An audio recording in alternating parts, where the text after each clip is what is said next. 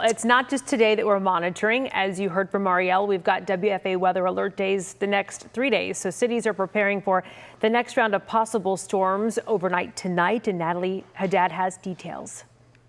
Yeah, you know, the wind is blowing, the clouds still overhead. You can see behind me, it's still pretty windy, and the lighting equipment around me, we've had to really have that down with sandbags to make sure they don't fall over. But sometimes throughout the day, that has not been enough. Even the sandbags cannot hold down the equipment. And you know, with the weather today and the weather that we are expecting the rest of the week, we reached out to cities across the Metroplex to see how they are preparing, specifically with their storm sirens. It is the first Wednesday of the month, and this happens to be the day that cities across the area test their storm sirens. Now, Dallas has 178 sirens across the city, and according to the City of Dallas Emergency Management and Crisis Response, weather permitting, storm sirens were going to be tested. That happens between 12 and 1, so here shortly right after the midday show. And then Fort Worth city officials say they usually conduct audible storm siren tests. However, they tested their signs yesterday instead of today, knowing what was coming. Now in Arlington, the fire department decided whether today's test happens, and they're going to make that call later.